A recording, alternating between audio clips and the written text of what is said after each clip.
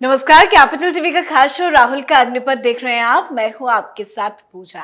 आजकल राहुल गांधी बैठकों में बड़े व्यस्त चल रहे हैं।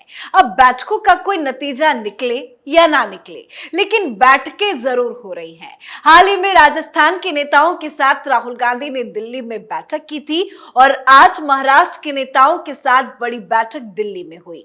उद्धव की शिवसेना, उसके बाद एनसीपी में फूट के बाद अब कांग्रेस पार्टी को महाराष्ट्र कांग्रेस में बगावत का डर सता रहा है और इसी सिलसिले में आज कांग्रेस अध्यक्ष मल्लिकार्जुन खड़गे और राहुल गांधी की मौजूदगी में दिल्ली में बड़ी बैठक हुई। पर सवाल यह है कि क्या कांग्रेस एकजुट है? क्या महाराष्ट्र कांग्रेस में सब कुछ ठीक है? तो आज दिल्ली में हुई महाराष्ट्र नेताओं की बैठक में क्या हुआ, इसी मुद्दे पे चर्चा करेंगे। बातचीत के लिए मेरे साथ स्टूडियो में मौजूद हैं कैपिटल टीवी के एग्जीक्यूटिव एडिटर राजीव जी। राजीव जी, बहुत बहुत स्वागत है आपका। धन्यवाद। आज दिल्ली में जो बैठक हुई है महाराष्ट्र कांग्रेस के नेताओं की, क्या कुछ हुआ बैठक में? देखिए, बैठक तो बुलाई गई थी इसलिए क्योंकि कांग्रेस के अंदर महाराष्ट्र में विद्रोह के वातावरण तैयार हो रहे हैं। पहले से ही विद्रोही वातावरण थे। ऐसा नहीं है कि एनसीपी या शिवसेना के टूट से पहले कांग्रेस के अंदर अंतर्कलह की स्थिति नहीं थी।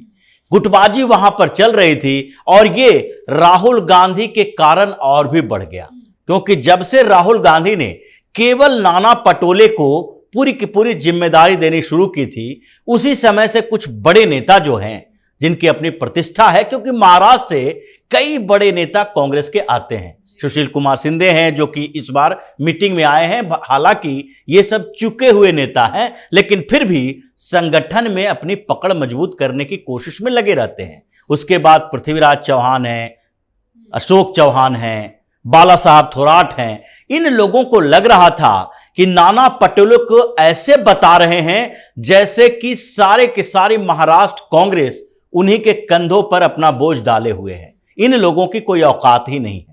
इसीलिए धीरे धीरे विद्रोह होता रहा और जब एनसीपी के अंदर टूट हो गई तो कांग्रेस को लगने लगा कि जब शरद पवार अपनी पार्टी नहीं बचा पा रहे हैं तो हम कैसे बचाएंगे। यह चर्चा उसी समय से हो रही थी जब एनसीपी में टूट हुई थी, यानी कि अजीत पवार ने एनसीपी पर कब्जा किया था। अभी भी टूट की बात नहीं कही जाती है, क्योंकि अजीत पवार ने पूरी पार्टी अपने नाम से कर ली है। शरद पवार बगावत कर रहे हैं उनके साथ। जब उनके साथ ही सारे नेता हैं तो शरद पवार बागी हुए, वो बागी नहीं हुए। तो वही स्थिति हो गई थी कि कांग्रेस पहले अपने विधायकों की बैठक बुलाया महाराष्ट्र के अंदर, लेकिन 25-30 विधायक ही पहुंच पाए। लगने लगा कि अब कई विधायक ऐसे हैं जो छोड़कर चले जाएंगे। उससे पहले भी जब महाराष्ट्र में राज्यसभा का चुनाव हो रहा था तो उस समय भी कांग्रेस के बागी विधायक जो थे उन लोगों ने क्रॉस वोटिंग किया था। शिवसेना के प्रत्याशी की जीत नहीं हुई थी, कांग्रेस को झटका लगा था। तो उस समय से ही अब तक देखा जाए तो महाराष्ट्र कांग्रेस के अंदर बगावत है। और इसीलिए इस बार जो बार बार बात होती है कि राहुल गांधी व्यस्त है बैठकों में, वो व्यस्त नहीं है, बल्कि उनको व्यस्त किया जा रहा है। इसमें बड़ी भूमिका जो होती है वो केसी वेणुगोपाल और मल्लिकार्जुन खड़गे की।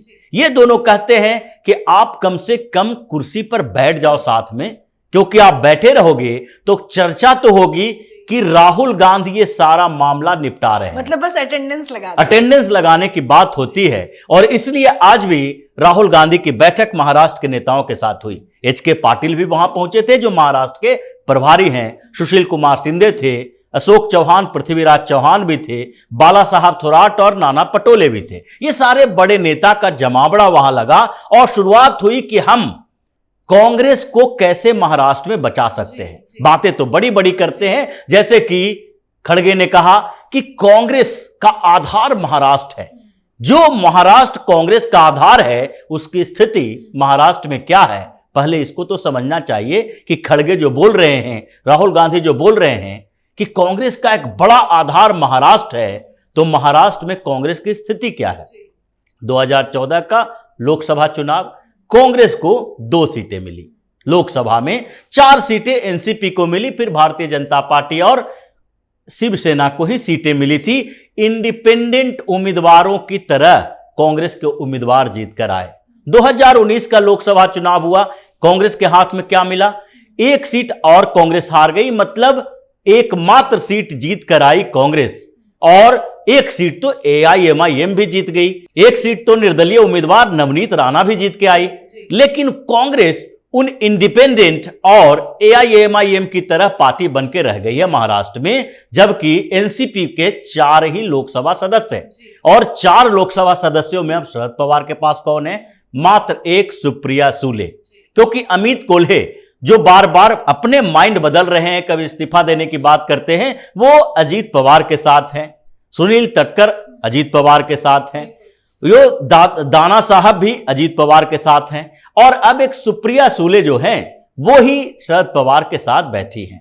अब जिस पार्टी के साथ आपका गठबंधन है, शिवसेना के साथ, एनसीपी के साथ, दोनों पार्टी के सारे सांसद तो दूसरे गुट में चले गए हैं। कांग्रेस का एक सांसद है, वो भी कब साथ छोड़ दे पता नहीं है। और आप कह रहे हैं कि महाराष्ट्र में बड़ा आधार कांग्रेस का है। लंबा चौड़ा ट्वीट किया है मल्लिकार्जुन खड़गे ने। बिल्कुल, और इसी बात को लेकर चर्चा की शुरुआत हुई तो बात यहीं से उठी कि आपका महाराष्ट्र को लेकर स्टैंड क्या है। राहुल गांधी यहां बैठे हुए हैं, वो बताएं कि महाराष्ट्र में हम किस मुद्दे पर चुनाव लड़ेंगे। पहला बड़ा मुद्दा जो होता था वो सेकुलरिज्म का होता था, जिसमें आपने शिवसेना को हमारा पार्टनर बना दिया। उद्धव ठाकरे बाला साहब ठाकरे के बेटे हैं, वो जितना भी सेकुलरिज्म का चादर ओढ़ लें, लोगों का विश्वास यही होता है कि ये पूरी तरीके से हिंदुत्व के एजेंडे पर चलने वाली पार्टी रही है और रहेगी भी बाद में, क्योंकि उसका बेस ही वही है। तो इस मुद्दे पर तो हम उद्धव ठाकरे को मंच पर ले जाकर और किसी भी जिले में मुसलमानों को अपने साथ नहीं जोड़ सकते।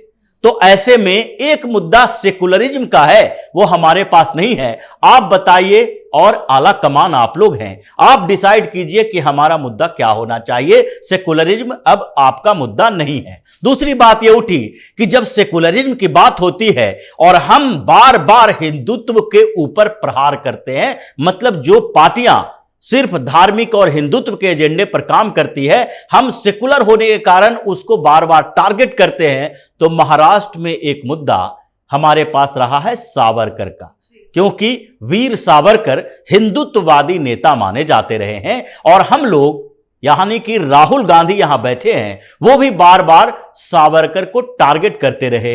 लेकिन जब से शरद पवार ने आपको चुप करवाया, आपने सावरकर का नाम लेने के लिए महाराष्ट्र के नेताओं को मना कर दिया। आप महाराष्ट्र से बाहर सावरकर पर राजनीति करते हैं और जहां के सावरकर हैं वहां के नेताओं को आपने मना कर दिया।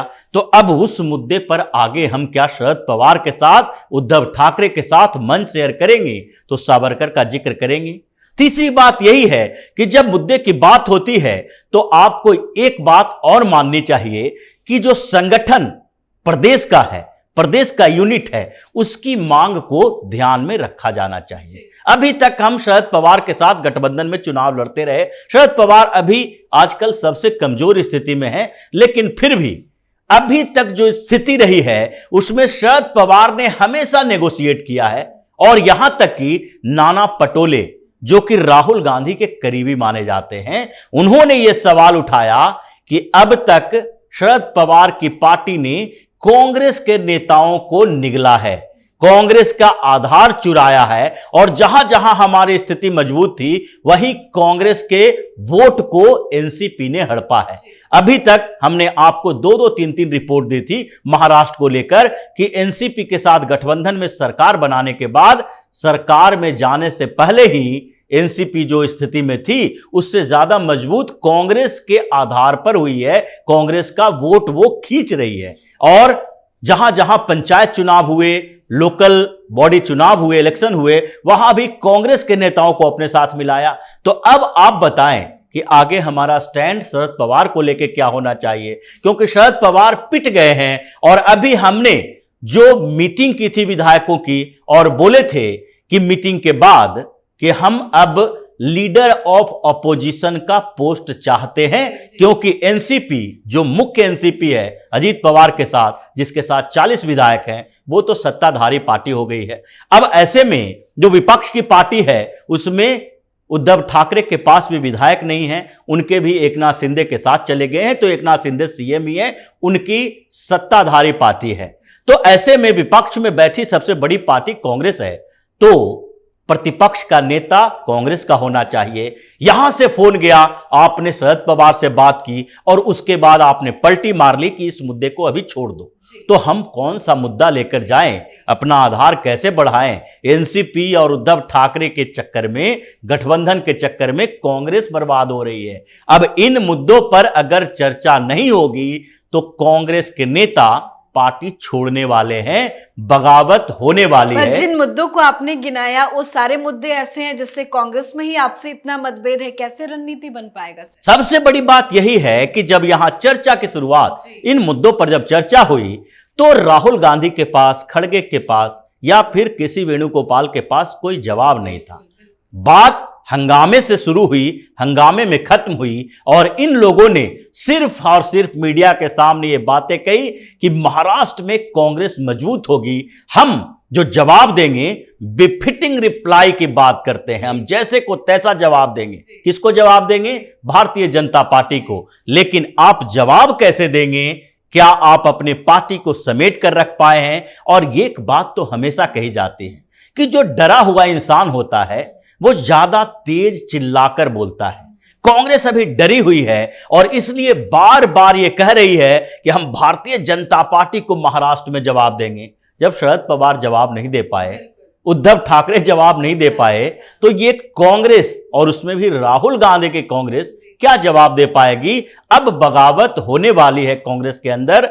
दिल्ली से लौटने के बाद खेमेबाजी, गुटबाजी बढ़ेगी, क्योंकि राहुल गांधी जिस मीटिंग में होते हैं उसके बाद विवाद के समाधान से ज्यादा महत्वपूर्ण होता है कि विवाद कितना बढ़ गया। बिल्कुल, कांग्रेस पार्टी में ही एकजुटता नहीं है। जब भी मीटिंग होती है, बैठक में बवाल हो जाता है, हंगामे की खबर सामने आ जाती है।